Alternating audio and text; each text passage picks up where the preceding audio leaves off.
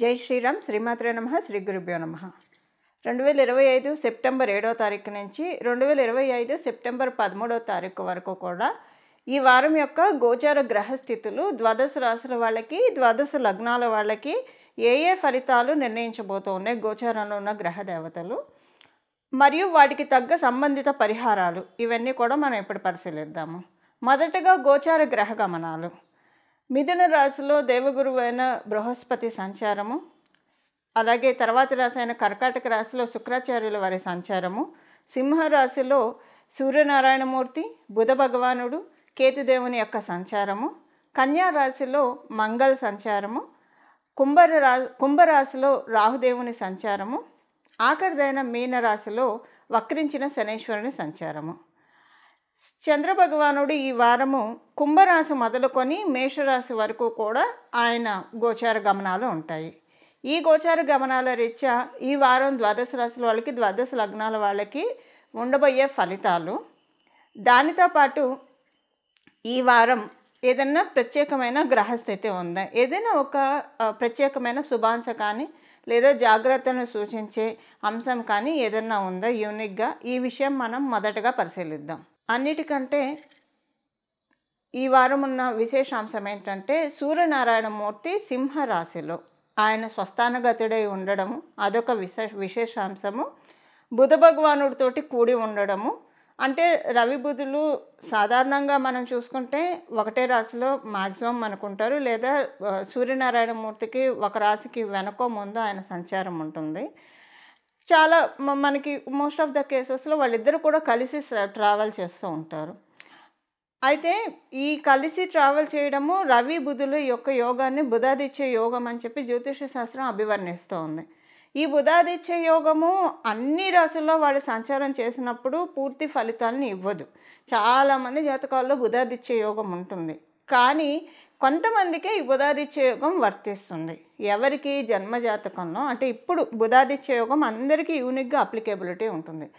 మేషరాశిలో, సింహరాశిలో, కన్యా రాశిలో రవి బుధులు, ఒకంత మిథున రాశిలో కూడా కొంత మనం కన్సిడర్ చేయొచ్చు. వీటిల్లో ఈ రాశుల్లో రవి బుధుల యొక్క సంచారము బుధాదిత్య యోగాన్ని చక్కగా త్రోచేస్తుంది. ఇప్పుడు బుధాదిత్య యోగం మీ జన్మజాతకంలో ఉన్నా లేకపోయినా గోచారంలో బుధాదిత్య యోగాన్ని కలిగించే అంశము సింహరాశిలో రవి బుధుల కలయిక వల్ల ఉంటుంది. అసలు బుధాదిత్య యోగం అంటే ఏంటి, దీని రిజల్ట్స్ ఎలా ఉంటాయని మనం ఒక చిన్న క్యాలిక్యులేషన్ మనం తీసుకుంటే, అంటే చిన్న ఇంటర్ప్రిటేషన్ మనం తీసుకుంటే కనుక, ఉదాహరణకి ఒక 10 మంది వ్యాపారులు పక్కపక్కన ఉన్నారనుకోండి, ఉదాహరణకి చెప్తున్నాను. వాళ్ళల్లో అందరికీ వ్యాపారం బాగా సాగాలని ఉండదు, అందరూ ఒక్కళ్ళ దగ్గరికే వెళ్తూ ఉంటారు.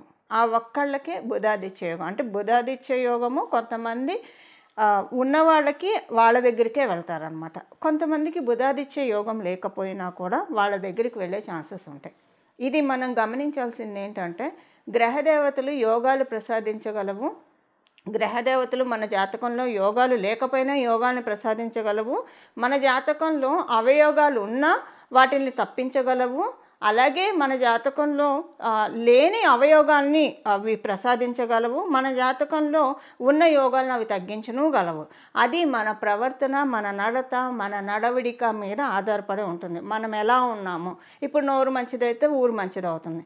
సో ఈ వ్యాపారస్తులకి వాళ్ళకి మాటకారితనంతో వాళ్ళకి వ్యాపారం బాగా సాగుతుంది. బుధాదిత్య యోగం ఏంటంటే మెయిన్లీ అట్రాక్షన్ని క్రియేట్ చేస్తుంది.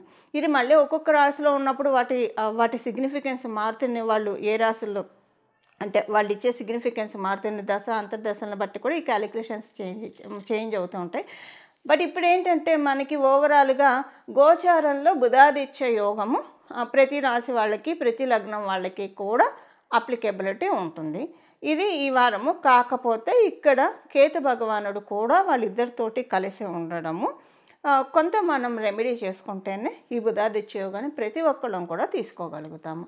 ఇప్పుడు మామూలుగా అసలు ఈ వారం యొక్క గోచార గ్రహస్థితుల ఫలితాలు అన్ని రాశుల వాళ్ళకి ఎలా ఉన్నాయన్న విషయాన్ని మనం ఇప్పుడు పరిశీలిద్దాం. తులారాశి, తులా లగ్నంలో పుట్టిన వాళ్ళకి బుధాదిత్య యోగము ఒక ప్రామిస్ని ఇస్తూ ఉంది అన్ని రాశులు, అన్ని లగ్నాల వాళ్ళకి. మీ రాశి వాళ్ళకి ఇచ్చే ప్రామిస్ ఏంటంటే, లాభస్థానంలో వాళ్ళిద్దరు ఉండడం వల్ల కాకపోతే ఖచ్చితంగా రెమెడీ చేసుకోవాలి. ఎందుకంటే కేతు భగవానుడు కూడా అక్కడే ఉండడం వల్ల ఈ ప్రామిస్ ఫుల్ఫిల్ అవ్వకుండా ఆయన ప్రయత్నాలు అంటే కట్ చేసే అవకాశం ఉంది. కాబట్టి రెమెడీ పరిహారం నేను చివరిలో చెప్తాను, అది చేసుకుంటే ఇప్పుడు గోచారంలో ఉన్న బుధాదిత్య యోగం ఇచ్చే ప్రామిస్ని తీసుకోవడానికి చక్కటి అవకాశం ఉంది. ఈ ప్రామిస్ ఏంటంటే గోచారంలో ఉన్న బుధాదిత్య యోగం కలిగించే ప్రామిస్ మీకు ఫైనాన్షియల్ మ్యాటర్స్లో మీకు చాలా మంచి చేస్తూ ఉంది, ఆర్థిక పుష్టిని కలగజేస్తూ ఉంది.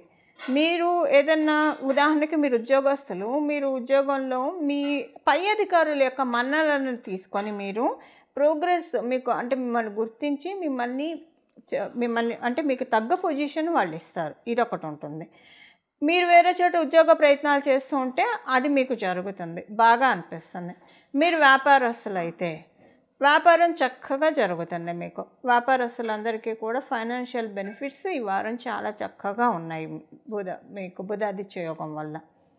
అలాగే ఇంకొక విషయం, మీకు ఎల్డర్ సిబ్లింగ్స్, మీకు అక్కలు కానీ అన్నలు కానీ అంటే మీకు సొంతగా రక్త సంబంధికులు అవ్వాలి, కజిన్స్ వాళ్ళు లెక్కలోకి రారు. మీ రక్త సంబంధికులు మీకు అక్కలు కానీ అన్నలు కానీ ఎవరైనా ఉంటే వాళ్ళకు మంచి సమయం ఇది, చాలా బాగుంటుంది. వాళ్ళ నుంచి మీరు ఒక గుడ్ న్యూస్ వింటారు. వాళ్ళకి ఆర్థికంగా కొన్ని మంచి మార్పులు జరుగుతాయి. వాళ్ళు ఏదన్నా ఎప్పటి నుంచి అనుకున్నది అవ్వంది ఏదన్నా అవుతుంది ఆర్థికంగా, లేదంటే సడన్గా ఏదన్నా ఒక మంచి మార్పు జరగచ్చు. ఇది మీరు డెఫినెట్గా వింటారు. మీ రక్త సంబంధికులు, అది కూడా మీకంటే జ్యేష్ఠులు, మీకు అక్కలు కానీ అన్నలు కానీ అయితే అప్పుడు ఈ ప్రెడిక్షన్ వర్తిస్తుంది. ఉదాహరణకి మీకు అక్కలు అన్నలు ఎవరు లేరు అనుకోండి, అప్పుడు మీకు ఈ పాయింట్ ఇంకా వర్తించదు, ఇదొకటి ఉంటుంది. అండ్ సెకండ్ థింగ్ ఏంటంటే మీకు దశమ స్థానంలో శుక్రాచార్యులు, మీ రాష్ట్రాధిపతి అయిన శుక్రాచార్యుల వారు దశమ స్థానంలో సంచారం చేస్తూ ఉన్నారు. దశమ స్థానంలో ఆయన సంచారము ఇక్కడ మిథున రాశిలో గురు భగవానుడి సంచారం ద్విద్వాదశాల అయింది. ఇది ఒక చిన్న ఇంపాక్ట్ని కలగజేస్తుంది. ఏం ఇంపాక్ట్ని కలగజేస్తుంది? ఒక చిన్న జాగ్రత్తని సూచిస్తుంది. జాగ్రత్త ఏంటి అంటే శుక్ర భగవానుడు మీకు దశమ స్థానంలో సంచారం చేయడం వల్ల మీకు మీ బంధువర్గంలో ఉన్న ఆడవాళ్లతోటి కావచ్చు, లేదంటే మీ చుట్టుపక్కల అంటే మీరు ఉద్యోగస్తులైతే మీ కొలీగ్స్ తోటి, లేదా మీ నేబర్స్ తోటి, ఆడవాళ్ళ వల్ల మీరు అవమానం పొందుతారు కొంత. ఇది మీరు కొంచెం జాగ్రత్తగా ఉండాలి. అవమానం అయితే మీకు కలుగుతుంది, అది మీరు తేరుకోవడానికి టైం కూడా పడుతుంది కాస్త. డెఫినెట్గా ఒక నెల రోజులైతే టైం పట్టే విధంగానే అవమానం ఉంటుంది. సో కొంత మీ జాగ్రత్తలో మీరు ఉండాలి.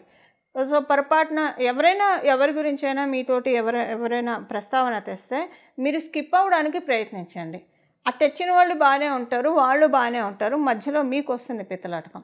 సో కొంచెం జాగ్రత్తగా ఉండాలి ఈ విషయంలో. అంటే ఇక్కడ మీరు మగ అయినా ఆడైనా, మీరు ఆడవాళ్ళు అయినా కూడా ఈ ప్రాబ్లం వస్తుంది. అసలు వాళ్ళ వల్ల రాదు, మీకు చుట్టూ ఉన్నవాళ్ళు మిమ్మల్ని వేలెత్తి చూపించి మిమ్మల్ని అనవసరంగా అంటారనమాట. ఈ విషయంలో కొంచెం జాగ్రత్తగా ఉండాలి. ఎందుకంటే గురు శుక్రుల ద్విద్వాదశము మీకు అంత మంచిది కాదు. అంటే ఇప్పుడు మీ రాష్ట్రాధిపతి ఆయన అవ్వడం వల్ల మీ తులారాశి వాళ్ళకి అంత పూర్తిగా మంచిది కాదు. అక్కడ అంటే మిథున మరియు కర్కాటక రాశిలో ఇది ఏర్పడటం వల్ల, ఎందుకంటే కర్కాటక రాశి ఆయనకి ఉచ్చస్థానము. ఇప్పుడు ఆయన ఉచ్చస్థానం నుంచి 12వ స్థానంలో ఉన్నాడు, మీ రాష్ట్రాధిపతి కర్కాటక రాశిలో ఉన్నాడు. కాబట్టి అవమానము, సో ఆడవాళ్ళ వల్ల కాకపోయినా కూడా మీకు ఏదైనా ఒక అవమానం జరుగుతుంది, అది కొంచెం మీకు బాధ అనిపిస్తుంది. ఇది ఇంకోటి ఏంటంటే మీరు ఈ వారము ఫైనాన్షియల్గా బాగా ఉండడం వల్ల కొంత ప్రశాంతతనైతే మీరు పొందుతారు. మీరు స్వగృహ ప్రయత్నాలు ఏవైనా చేస్తూ ఉంటే అవి సఫలీకృతం అవుతాయి. అంటే మీరు చేసే మీ అభిరుచికి తగ్గట్టు, ఇప్పుడు డబ్బు అనే ఉండదు అన్నిసార్లు, కొన్నిసార్లు మనకు నచ్చినవి కూడా దొరకవు. ఇప్పుడు నచ్చిన సెట్ మీకు దొరకడానికి చక్కటి అవకాశం ఉంది. మీరు వివాహ ప్రయత్నాలు చేస్తూ ఉంటే వివాహ ప్రయత్నాలు చేయడానికి కూడా ఇది చాలా చక్కటి శుభ సమయం. మీరు చేసే వివాహ ప్రయత్నాలన్నీ కూడా సఫలీకృతం అవుతాయి. ఇవి ఈ వారం యొక్క గోచర గ్రహస్థితుల ఫలితాలు తులారాశి తులా లగ్నాల్లో పుట్టిన వాళ్ళకి. మెయిన్ ఈ వారము బుధాదిత్య యోగం ప్రతి రాశి వాళ్ళకి, ప్రతి లగ్నం వాళ్ళకి అప్లికేబిలిటీ ఉంది. ఇప్పుడున్న ఈ బుధాదిత్య యోగము మనకి కాలపురుషుడు కుండలిలో నుంచి 5వ స్థానంలో ఏర్పడడం వల్ల ప్రతి ఒక్కళ్ళకి కూడా వాళ్ళ అనుకున్న పనులు అవ్వడానికి అవకాశం ఉంటుంది. ఇది ఎవరెవరికి ఏ ఏ పనులు అవుతాయి అనేది మనం రాసుల వారీగా నేను చెప్పాను కదా ఆల్రెడీ, మీ రాశి వాళ్ళకి ఏం పనులు అవుతాయని చెప్పి. ఇప్పుడు అసలు దానికోసం అలా మనకి ఆ పనులు అవ్వడానికి కేతు భగవానుడు అడ్డు చెప్తూ ఉన్నాడు. కేతు భగవానుడిని మనం ప్రసన్నం చేసుకుంటే కనుక గోచారంలో ఉన్న బుధాదిత్య యోగాన్ని కంప్లీట్గా మనం అందుకోగలుగుతాం. దీనికోసం చేయాల్సిన పరిహారము, ఈ వారం మొత్తం కూడా విష్ణు సహస్రనామం పారాయణం చేయడము. విష్ణు సహస్రనామం పారాయణం చేయడం సాధ్యపడని వాళ్ళు కనీసం వినడము, లేదా ఈ రెండు కూడా కుదరని వాళ్ళు శ్రీరామ రామ రామ అని మనసులో జపం చేసుకుంటూ ఉండడం. అసలు రామనామం తారక మంత్రం మనందరికీ తెలిసిందే, మోక్షప్రదం తారక మంత్రం అని మనందరికీ తెలిసిందే. ఈ వారం మొత్తం అసలు ఎప్పుడూ అనాల్సిందే, బట్ ఈ వారం మనకున్న యోగాన్ని మనం గోచారంలో ఇచ్చే యోగాన్ని మనం ఒడిసి పట్టుకోవడానికి ఎవరెవరి కామ్యాలను బట్టి వాళ్ళు అనుసరించి శ్రీరామ రామ రామ అని మనసులో అనుకుంటూ ఉంటే కనుక ఈ వారం అంతా బుధాదిత్య యోగం చక్కగా అందరం అనుభవించగలుగుతాము. మిగతా గ్రహస్థితులు ఇప్పుడు గురు శుక్రులు ఇద్దరూ కూడా ద్విద్వాదశాల్లో ఉన్నారు. ఇది కూడా ఒక మంచి అంటే శుభఛాయ పడిందని చెప్పాలి. సింహరాశి మీద ఆచ్ఛాదన, శుక్రభగవానుడి యొక్క ఆచ్ఛాదన కూడా ఉంది. ఎందుకంటే ఇటు రాశిలో శుక్రాచార్యుల వారు ఉండడం వల్ల కర్కాటక రాశిలో వ్యయస్థానంలో, లాభస్థానంలో గురుడు ఉండడం, ఇది చాలా మంచి శుభ పరిణామం అని చెప్పాలి. ఇప్పుడు వచ్చే ఈ బుధాదిత్య యోగం, ఎన్నోసార్లు బుధాదిత్య యోగాలు కూడా గోచారంలో వస్తూ ఉంటాయి. అసలు ఇలాంటి రాశుల్లో ఉన్నప్పుడే బలం ఉంటుంది, వీటికి కూడా ఇంకా బలాన్ని చేకూర్చేది. అంటే డబల్ ఇమ్యూనిటీని, మంచి స్ట్రెంగ్త్ని ప్రసాదించే గోచారం క్యాలిక్యులేషన్స్ కూడా ఉండాలి. ఇప్పుడు అలా ప్రసాదించే క్యాలిక్యులేషన్స్ సూర్యనారాయణమూర్తి నుంచి, అంటే సింహరాశి నుంచి లాభస్థానంలో గురు భగవానుడు ఉండడం కూడా దీనికి చాలా తోడ్పాటునిస్తూ ఉంది. సో ఈ వారము భక్తి శ్రద్ధలతోటి శ్రీరామనామ జపాన్ని ఎవరైతే చేస్తారో ఈ వారం మొత్తం కూడా, మీరు విష్ణు సహస్రనామం రోజు పఠించే వాళ్ళు అయితే ఇక మీరు చూసుకోకర్లే. ఈ వారం రోజులు మీకు టెస్టింగ్ ఉంటుంది, మీరు చేసుకోలేకపోవచ్చు, ఏదో ఒక కారణాల వల్ల మీరు చేసుకోలేకపోవచ్చు. అందువల్ల ఖచ్చితంగా చేసుకోవడానికి ప్రయత్నించండి. ఇన్నాళ్ళు చేసుకున్న ఫలితము వస్తుంది, ఇప్పుడు చేసుకోవడం వల్ల రెట్టింపు ఫలితాన్ని మీరు తీసుకుంటారు. వినడం కానీ చదవడం కానీ. కొంతమందికి అంటే ఎందుకు చదవలేరు, రెగ్యులర్గా చదివేవాళ్ళు ఎందుకు చదవలేరు అంటే, మీరంతా చదవాలనే సంకల్పం పెట్టుకున్నా ఏవో కానీ అనివార్య కారణాలు రావచ్చు. అంటే అమంగళాలు చెప్పుకోవడం ఎందుకు, ఏదన్నా వినకూడని వార్త విని మీ గోత్రికులు ఏదన్నా ఒక పెద్దవాళ్ళు ఎవరైనా ఇది ఒక 11 రోజులు అశౌచం ఇలాంటివి ఏమైనా ఉండే అవకాశం కూడా ఉంటుంది. ఎందుకంటే కేతు భగవానుడు అడ్డు చెప్తున్నాడు కాబట్టి. సో వీటన్నిటినీ మనం అధిగమించాలంటే నామజపానికి ఎప్పుడూ తప్పు ఉండదు.